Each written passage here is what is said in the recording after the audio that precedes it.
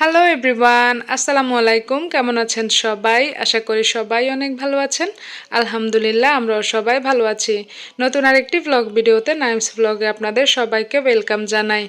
Eid special আমরা লাচা সেমাই সকলেই তৈরি করে থাকি। তো আজকে লাচা সেমাইয়ের রেসিপি একটু আপনাদের সাথে শেয়ার করব। আশা করছি আপনাদের কাছে ভালো লাগবে। এখানে আমি লাচা সেমাই তৈরির জন্য প্রথমে এখানে 1 লিটার দুধকে আমি জাল করে নিব।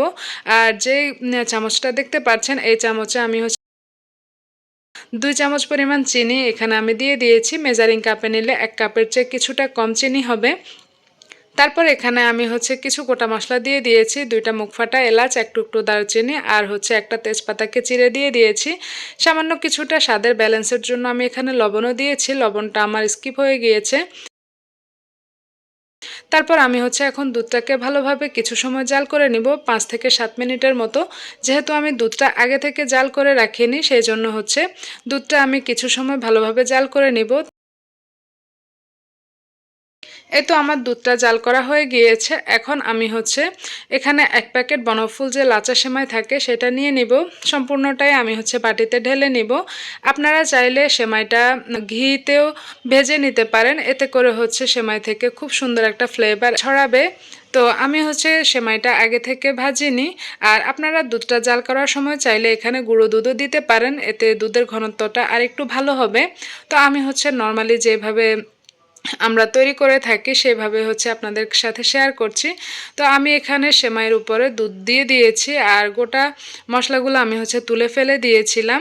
তো এখন আমি দুধ যত পরিমাণে দিয়েছি দেখেন, এখনও কিন্তু সেমাইয়ের উপরে দুধটা ভেসে আছে। আর কিছু সময় পরে কিন্তু সেমাই পুরোপুরি দুধটা শুষে নেবে। আমি কিন্তু এখানে সম্পূর্ণ দুধ দেইনি, কিছুটা দুধ আমি রেখে দিয়েছি। তো এখন আমি এখানে উপর থেকে কিছু বাদাম কিশমিশ দিয়ে দিচ্ছি। এটা আপনারা চাইলে আপনাদের যার যেমন বাদাম পছন্দ আপনারা ওইভাবেই দিতে পারেন বাদামটা। এখানে আমি চীনা যে দেশীয় বাদামটা থাকে সেটা আমি ভেঙে রেখেছিলাম, আমি ওই বাদামটা দিয়ে দিয়েছিলাম। তারপর কিশমিশ, কিছু কাঠবাদাম দিয়েছিলাম কুচি করা। তারপর এখানে কাজু বাদাম দিয়ে দিয়েছি। তো আমার সেমাইটা রেডি হয়ে গিয়েছে। আমরা কিন্তু ঈদের সবার ঘরে বনফুল লাচ্ছা সেমাইটা তৈরি করা হয়। আর একদম নর্মাল ওয়েতে যেভাবে সকলে তৈরি করে আমি ওইভাবে আপনাদের সাথে শেয়ার করেছি। এই যে দেখতে পাচ্ছেন, কিছু সময় পর দুধ একদম সেমাই শুষে নিয়েছে। আর উপর থেকে বাদামটা এভাবে দেওয়ার কারণে দেখতে অনেক বেশি সুন্দর দেখাচ্ছে।